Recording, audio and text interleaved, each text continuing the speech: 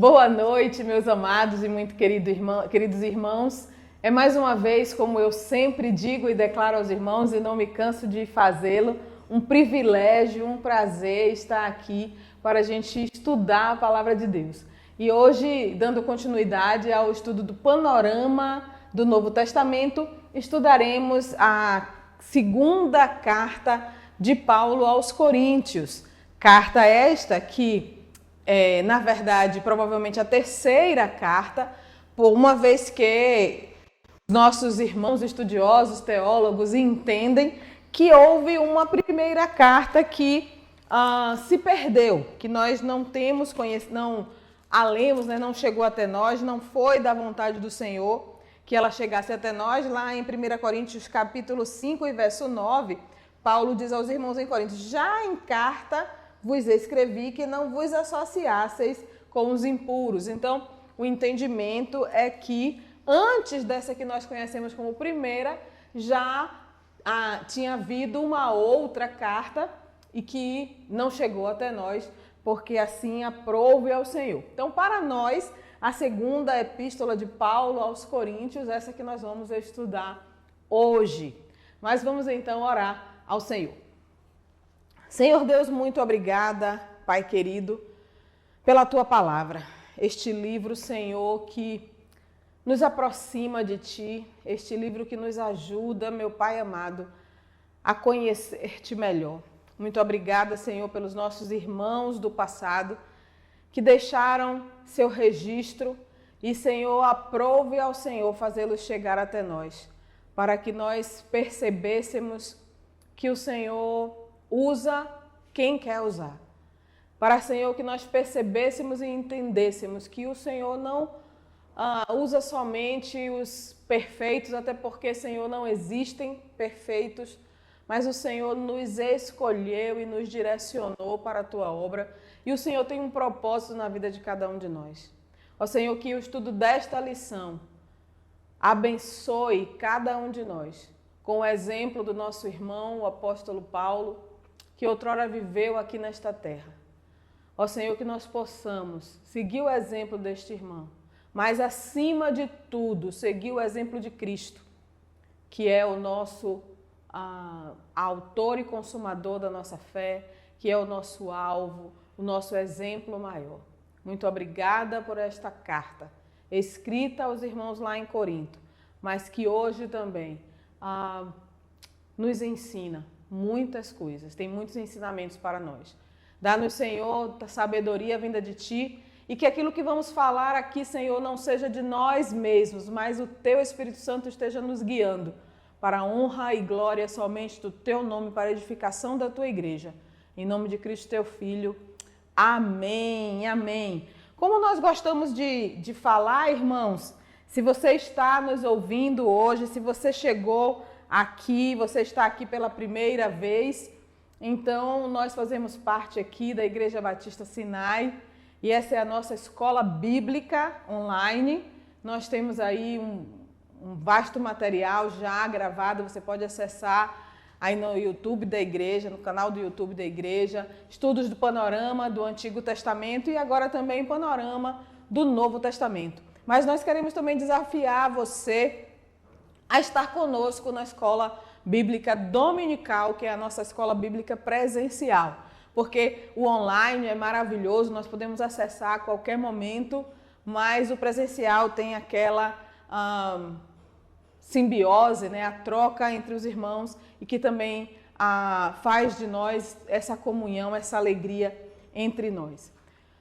E se você está pela primeira vez ouvindo a palavra do Senhor, que o Senhor te abençoe e que a palavra de Deus, o Espírito Santo do Senhor, possa encontrar lugar em seu coração e que hoje seja, então, o seu dia aceitável.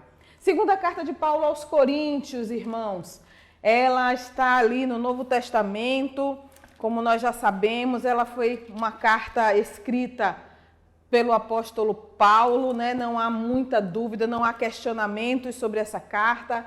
Ela tem um tom bastante pessoal, né? Ela é uma carta escrita a uma igreja, sim, ela faz parte do grupo das cartas, epístolas eclesiásticas, epístolas escritas às igrejas que Paulo plantou, mas ela tem um tom bastante pessoal. Ela é, em grande parte dessa epístola, o apóstolo Paulo vai falar do seu ministério, em primeiro lugar, o seu chamado, aquilo que ele realizou e estava realizando para o Senhor. E também ele vai fazer uma defesa do seu apostolado, uma apologia, né? Uma apologia do seu apostolado. Ele revela essa autobiografia, esse texto, ele revela a mente e o coração do apóstolo dos gentios, né? Ele é um texto bastante subjetivo, ele é um texto muito pessoal. Ele é uma mistura, portanto, de vários sentimentos.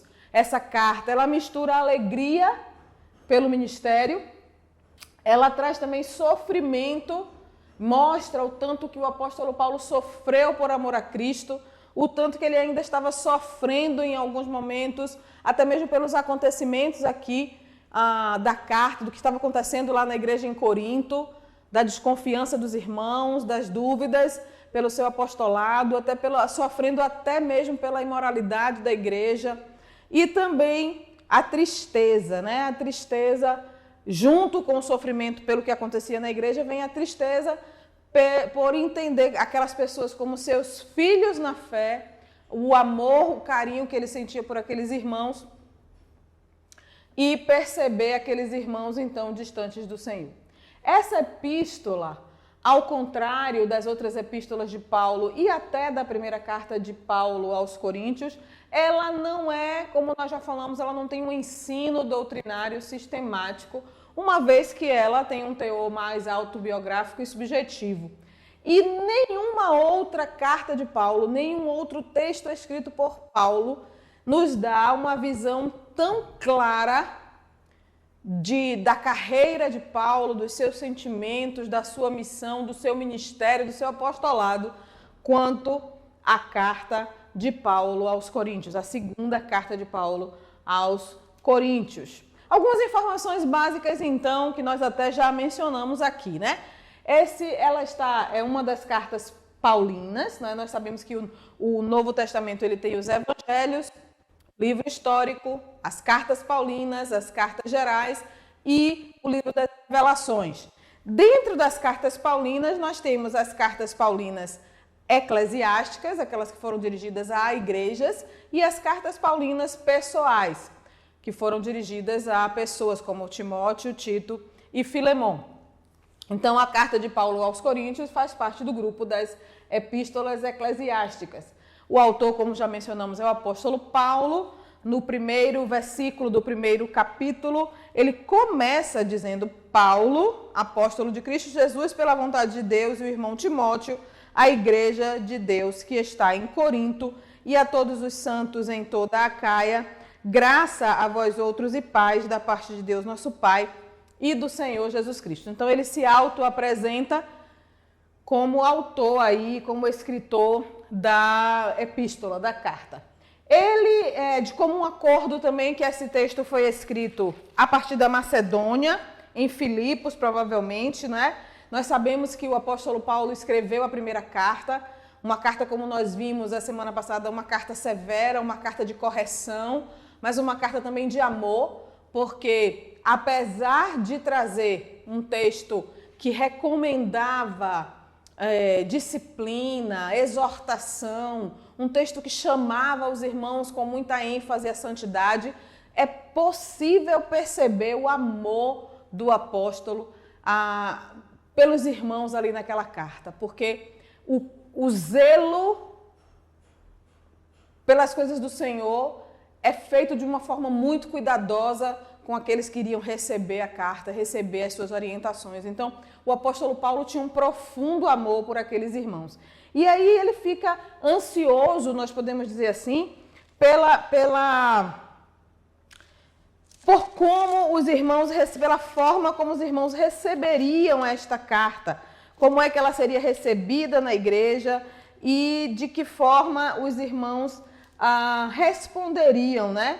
Como é que eles responderiam no sentido de reagiriam, talvez. Reagiriam é uma melhor resposta, né, para isso. E ele, então, esperava encontrar-se com Tito, né, Tito, aliás, foi o portador da carta, e o apóstolo Paulo, ele espera um retorno, né, de Tito para saber como aquilo tinha acontecido. Inclusive, diz no livro de Atos que ele chegou a Troade, onde o próprio Deus abriu porta para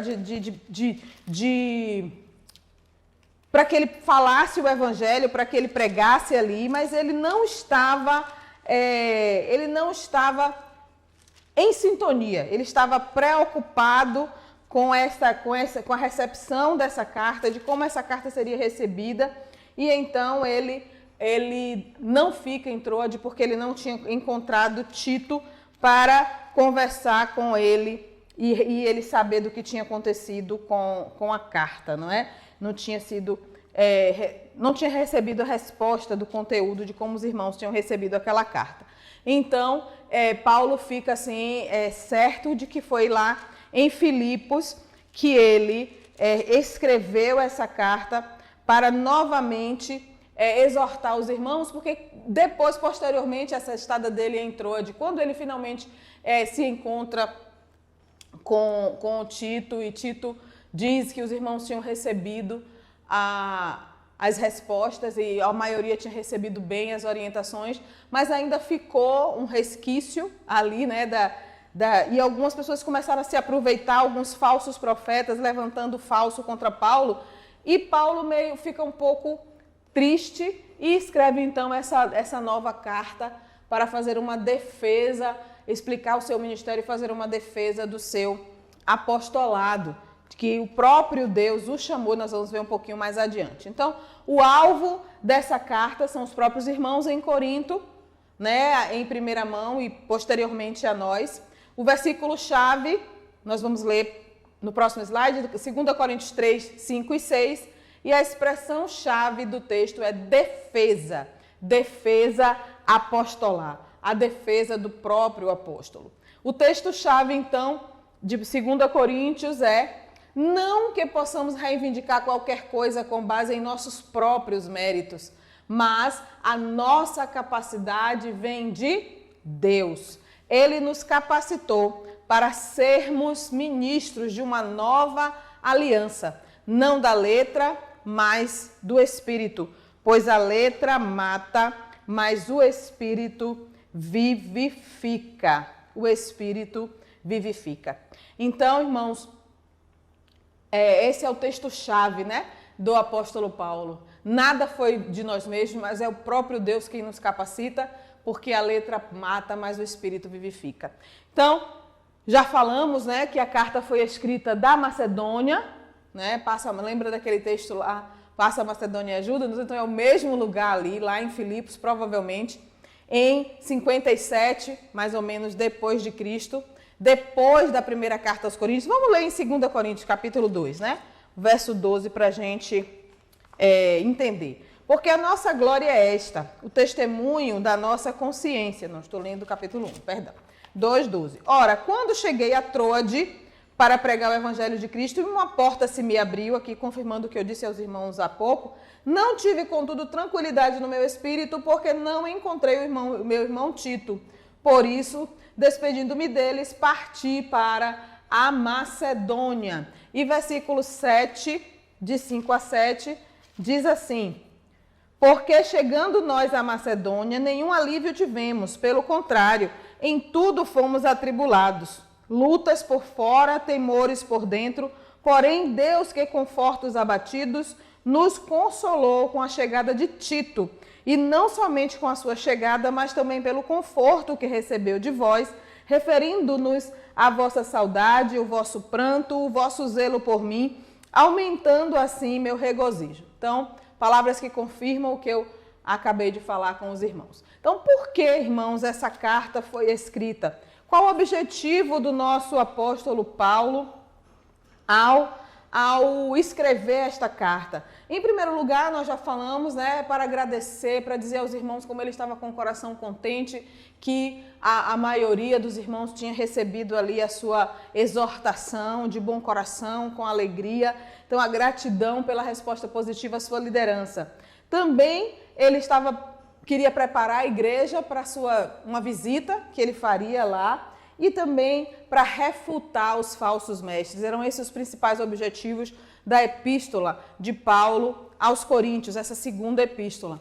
Então, nós sabemos, né, que ali já vimos no contexto da cidade de Corinto, vimos a semana passada, uma cidade portuária, uma cidade de muito comércio, uma cidade muito envolta em imoralidade. Os irmãos vão se lembrar do termo corintializar, que significava na época, era sinônimo de fazer coisas que desagradam ao Senhor, agir com imoralidade.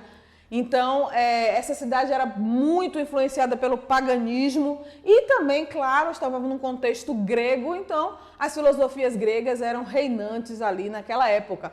Então, os próprios nativos de Corinto, as pessoas convertidas ou falsamente convertidas, uns que tinham se convertido, mas não tinham deixado o velho homem, e outros com a conversão falsa, que estavam levantando falso testemunho a respeito do apóstolo Paulo, questionando o seu apostolado. E, por incrível que pareça, até mesmo os próprios irmãos judeus itinerantes, né? No 2 Coríntios capítulo 10, verso 12. 2 Coríntios 10 e 12. Porque não ousamos classificar-nos ou comparar-nos com alguns que se louvam a si mesmos, mas eles, medindo-se consigo mesmos e comparando-se consigo mesmos, revelam insensatez. Então, alguns próprios judeus itinerantes, pregadores, que questionavam a forma de Paulo pregar, de Paulo anunciar o evangelho, as doutrinas que estavam sendo, os ensinamentos de Paulo à igreja de Corinto. Se nós pudéssemos resumir a carta de 2 Coríntios em uma única sentença, seria essa sentença. O apóstolo Paulo defende sua autoridade apostolar diante dos questionamentos da igreja de Corinto, né? Diante do questionamento. E como nós já falamos, essa epístola ela não é tão sistemática, ela não segue um esboço tão claro quanto as outras epístolas de Paulo, mas é possível que nós a organizemos, né, que nós consigamos fazer um esboço dela, e ela pode ser basicamente dividida em 3 sessões. Então, nós teríamos a primeira sessão da carta, em capítulos 1 a 7, em que ele faz uma defesa do seu ministério, né, em que ele fala sobre o seu ministério. Depois nós temos de 8 a 9, que ele vai defender a necessidade da coleta, né, da oferta para os cristãos em Jerusalém. E depois ele vai fazer também uma defesa do seu próprio ministério contra os falsos apóstolos. Então a gente pode perceber que bem mais do que a metade da carta é em relação ao próprio ministério do apóstolo Paulo. Em relação ao seu ministério, né, em relação ao ministério, nos capítulos de 1 a 7, Paulo desfaz o ressentimento da igreja, narrando as suas lutas ministeriais. Eu gostaria de ler com os irmãos alguns textos que falam sobre o ministério do apóstolo Paulo, porque nós podemos tomar como exemplo para nós mesmos também. É interessante que nós meditemos na palavra de Deus nesse sentido. 2 Coríntios 2, 17. Então, todos os textos que nós vamos ler aqui, irmãos, estão em 2 Coríntios. Então, eu vou, a partir de agora, mencionar só capítulo e versículo. 2, 17. Porque nós não estamos, como tantos outros, mercadejando a palavra de Deus. Antes, em Cristo é que falamos na presença de Deus com sinceridade e da parte do próprio Deus. Então, aqui a expressão mercadejar não é tanto no sentido de vender a palavra, pode ser também, mas no sentido de corromper, de pregar um evangelho que não é o verdadeiro evangelho, de anunciar situações que não são condizentes com o que é verdade diante de Deus, com aquilo que Deus quer de nós. E, irmãos, nós vemos muito isso nos nossos dias. Nós temos visto muita barbaridade, muita coisa sendo pregada em nome de Deus, em nome de Jesus, e que absolutamente fazem parte daquilo que Deus quer para nós, daquilo que é o objetivo do Espírito Santo em nós. Irmãos, Deus não nos diz em sua palavra que nós seremos prósperos em tudo que fizermos. Deus não diz em sua palavra que o objetivo da nossa vida aqui na terra é a nossa felicidade. Isso não está escrito no texto bíblico. Pelo contrário, a carta de Paulo aos Efésios diz que nós fomos criados para o louvor da glória de Deus. E o nosso objetivo é glorificar o nome do Senhor. E que nós estamos aqui para render graças ao nome do Senhor. Jesus Cristo disse, no mundo tereis aflições, mas tende bom ânimo, eu venci o mundo. A promessa que Deus nos faz é que não haverá sobre nós provação que nós não possamos suportar. Ele não diz que nós não teremos provação. Pelo contrário, irmãos, eu entendo até que esse texto está dizendo que sim, nós teremos provações. Não virá sobre vós provação que você não possa suportar. Não significa que nós não teremos provações. A partir do momento que nós cremos em Cristo, nós não somos blindados dos problemas, pelo contrário, né? Não me entendam mal, mas às vezes até quando a pessoa crê em Cristo como Salvador e começa a viver uma vida alinhada com Deus, parece que os problemas começam a surgir mais, porque o inimigo não está satisfeito quando nós nos alinhamos com Deus, com o Espírito Santo. Então, irmãos, não mercadejemos a palavra, não corrompamos o Evangelho de Deus, porque o Evangelho de Cristo não nos promete benesses para esta vida. Ele nos promete que em Cristo nós somos mais do que vencedores. Ele nos promete que Deus é soberano e Ele conhece o nosso coração. Ele promete que tudo o que acontece na nossa vida é para o bem, mas esse bem, meus amados irmãos, não significa o bem que nós teremos sucesso nesta terra, significa o bem no âmbito da redenção em Cristo Jesus. O bem para a nossa vida com Deus. Precisamos conhecer ao Senhor para falar as verdades sobre Ele. Precisamos entender quem é Deus e o que é o verdadeiro Evangelho para viver de acordo com este Evangelho, como viveu o nosso irmão, o apóstolo Paulo, e ele está muito certo quando ele diz, eu não mercadejei a palavra. Será que nós podemos, como o apóstolo Paulo, queridos irmãos, dizer, eu não mercadejei a palavra, eu não faço da palavra de Deus algo que vai ser útil para a minha vida somente, no sentido de utilidade, de ganhar, de bônus para mim, útil, o evangelho tem que ser útil para mim, no sentido de que eu vou ganhar almas para Cristo, eu vou viver como Cristo viveu, eu vou ser um reflexo de Cristo aqui neste mundo. Então, no capítulo 4 e verso 1, o apóstolo Paulo diz que o seu ministério era segundo a misericórdia de Deus. Pelo que, tendo este ministério segundo a misericórdia que nos foi feita, não desfalecemos. No versículo 5 do mesmo capítulo, ele diz, porque não nos pregamos a nós mesmos, mas a Cristo Jesus como Senhor e nós como servos por amor a Jesus. Este é o Evangelho. Cristo é Senhor, eu sou servo. Quanto menos eu, mais de Cristo. Que eu seja menor e que Ele cresça. Este é o verdadeiro Evangelho. Em capítulo 8 a 10, versículo 8 a 10 do capítulo 4, ele diz, em tudo somos atribulados, porém não angustiados, perplexos, porém não desanimados, perseguidos, porém não desamparados, abatidos, mas nunca destruídos, porém não destruídos, levando sempre no corpo o morrer de Jesus, para que também a sua vida se manifeste em nosso corpo. Paulo sofria por Jesus para viver a vida de Jesus. Às vezes parece, meus queridos irmãos, que nós não estamos dispostos a sofrer como Jesus sofreu. Às vezes parece que nós queremos abraçar o Evangelho só para ter e ter. Sempre ter, nunca ser. Mas não é isso que Deus quer de nós. No capítulo 6 e verso 4, o apóstolo nos diz que ele era recomendável quando em serviço do Senhor. Pelo contrário, em tudo recomendando-nos a nós mesmos como ministros de Deus, na muita paciência, nas aflições, nas privações e nas angústias. E, finalmente, a honestidade de Paulo com os outros era o que ele tinha com Deus. 8:21. Pois o que nos preocupa é procedermos honestamente, não só perante o Senhor, como diante dos homens. Será que nós estamos preocupados com a nossa honestidade diante dos homens? Será que nós agimos com honestidade diante daqueles que estão ao nosso redor? Como está a nossa vida em sociedade, em família, no trabalho? Quão honestos nós somos, né? Quão honestos temos sido? E do capítulo, então, 6, verso 11 até 7:16, ele faz o seu apelo, né? Ele desenvolve o seu apelo. Porque quanto cuidado não produziu isto mesmo em vós, que segundo Deus fosse contristados.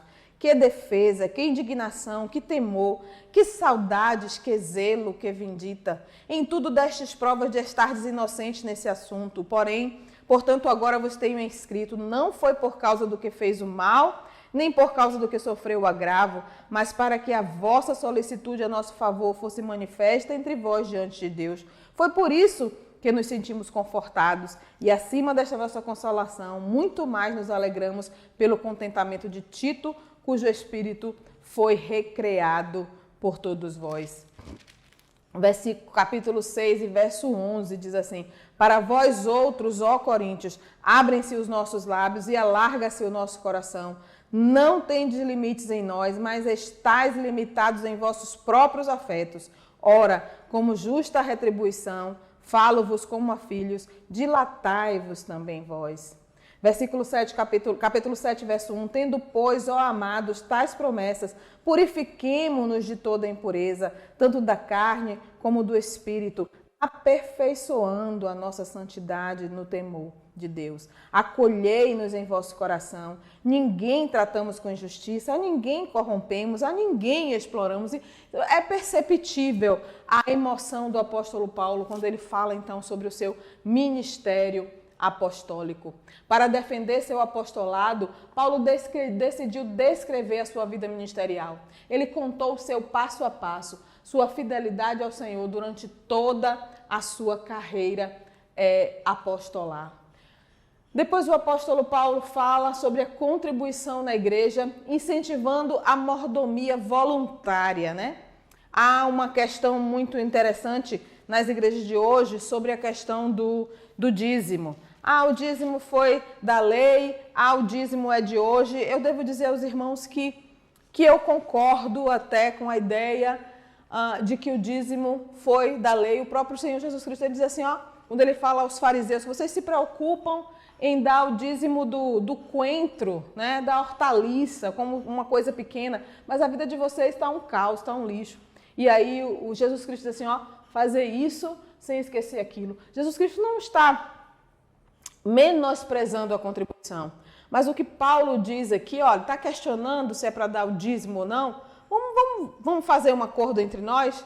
Capítulo 9, verso 7, como está escrito aqui, cada um dê conforme determinou em seu coração, não com pesar ou por obrigação, pois Deus ama ao que dá com alegria. Essa, irmão, deve ser a nossa máxima, porque eu entendo que o dízimo, na verdade, amados, é o mínimo.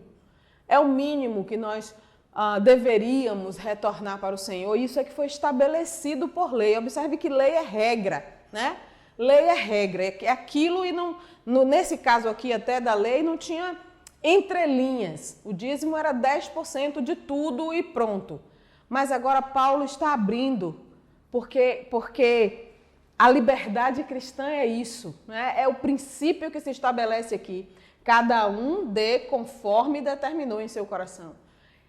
Só que aí a gente parte do princípio. Se 10% era o mínimo legal, então é regozijo que eu faça mais do que isso. É regozijante, né? Que seja mais do que isso.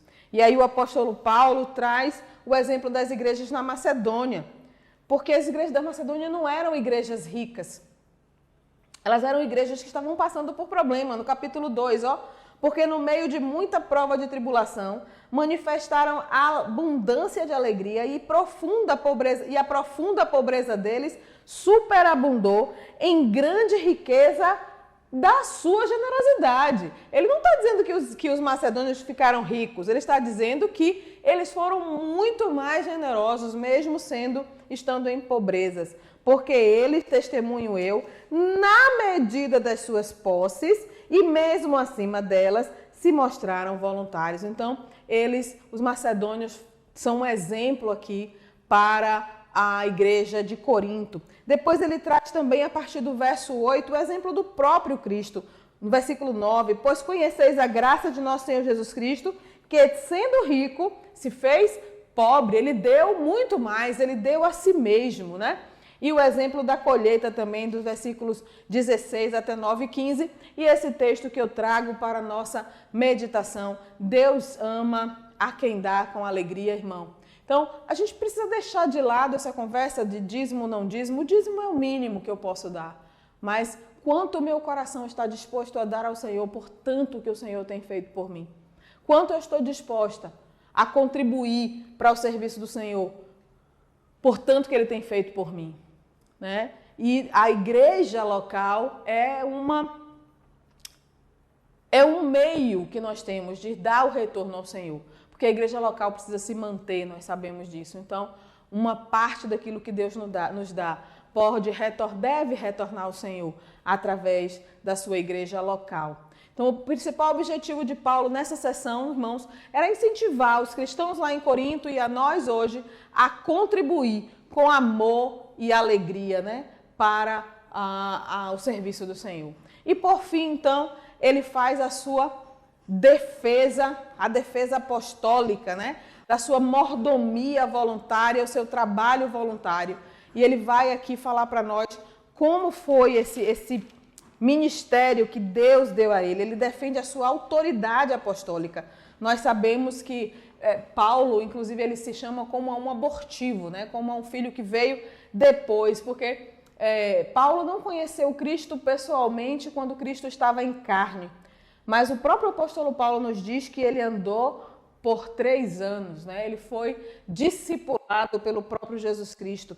Capítulo 10, de 1 a 8. E eu mesmo, Paulo, vos rogo pela mansidão e benignidade de Cristo, eu, que na verdade, quando presente entre vós, sou humilde, mas quando ausente, ousado para convosco. Sim, eu vos rogo que não tenha de ser ousado quando presente, servindo-me daquela firmeza com que penso devo tratar alguns que nos julgam como se andássemos em disposição de mundano proceder. Porque, embora andando na carne, não militamos segundo a carne. Porque as armas, esse texto é muito poderoso, irmãos, da nossa milícia não são carnais, e sim poderosas em Deus para destruir fortalezas, anulando nós sofismas e toda altivez que se levante contra o conhecimento de Deus, levando cativo todo o pensamento à obediência de Cristo. Esse texto é maravilhoso. Se você acha que é muito inteligente, entenda, leve cativo o seu pensamento a Cristo, porque ninguém é mais inteligente do que Ele. Ninguém é mais poderoso. Não existe neste mundo QI superior ao do nosso Deus, ao do nosso Senhor Jesus Cristo. Então, irmãos, leva toda a altivez, anule o sofisma, né? Anule as filosofias vãs, porque elas não vão nos levar a nada. Paulo é de uma sabedoria divina imensa aqui nesse texto. Estando prontos para punir toda a desobediência, uma vez completa a vossa submissão. Observai o que está evidente. Se alguém confia em si, que é de Cristo, pense outra vez consigo mesmo, que assim como ele é de Cristo, também nós o somos. Porque se eu me gloriar um pouco mais a respeito da nossa autoridade, a qual o Senhor nos conferiu para edificação e não para destruição vossa, não me envergonharei, para que não pareça ser meu intuito intimidar-vos por meio de cartas. As cartas, com efeito, dizem, são graves e fortes, mas a presença pessoal dele é fraca e a palavra desprezível. Considere o tal isto, que o que somos na palavra por cartas, estando ausentes, Tal seremos em atos quando presente, porque não ousamos classificar-nos ou comparar-nos com alguns que se louvam a si mesmos. Mas eles, medindo-se consigo mesmos e comparando-se consigo mesmos, revelam insensatez. E Paulo está defendendo, a sua autoridade apostólica, que o que ele recebeu, o que ele prega, ele recebeu do Senhor. Do capítulo 11, todo o capítulo 11, ele continua a sua defesa. E ele vai dizer aqui, irmãos, o tanto que ele deixou para trás para servir ao Senhor. E tudo que ele sofreu no Senhor. Versículo 7. Cometi eu, porventura, algum pecado pelo fato de viver humildemente para que fosseis vós exaltados? Visto que gratuitamente vos enunciei o Evangelho de Deus? Uma coisa que o apóstolo, embora ele diga, digno é o obreiro do seu salário, em alguns textos, ele faz questão de frisar. Eu trabalhei, eu fui criador de tendas, eu confeccionava tendas, eu não lhes fui pesado. Eu anunciei o Evangelho em cada lugar e trabalhei para isso, Despojei outras igrejas, recebendo salário para vos poder servir. E estando entre vós, ao passar privações, não me fiz pesado a ninguém, pois os irmãos, quando vieram da Macedônia, supriram o que me faltava, e em tudo me guardei e me guardarei de vos ser pesado. Versículo 16 em diante, ele conta sobre os seus sofrimentos. Outra vez digo, ninguém me considere insensato. Todavia, se o pensais, recebei-me como insensato para que também me glorie um pouco. O que falo, não falo segundo o Senhor, e sim como por loucura, nesta confiança de gloriar-me. E posto que muitos se gloriam segundo a carne, também eu me gloriarei. Porque sendo vós sensatos de boa mente, tolerais os insensatos. Tolerais quem vos escravize, quem vos devore, quem vos detenha, quem se exalte, quem vos esbofeteie no rosto. Ingloriamente o confesse como se fôramos claro, mas naquilo em que qualquer tem ousadia, com insensatez afirmo, também eu tenho. São hebreus? Também eu. São israelitas? Também eu. São de descendência de Abraão? Também eu. Ministros de Cristo? Falo como fora de mim. Eu ainda mais. Em trabalhos, muito mais em prisões, em açoites, sem medida, em perigos de morte, muitas vezes. 5 vezes recebi dos judeus 1/40 de açoites menos 1. Fui 3 vezes fustigados com varas, 1 vez apedrejado. Em naufrágio, 3 vezes.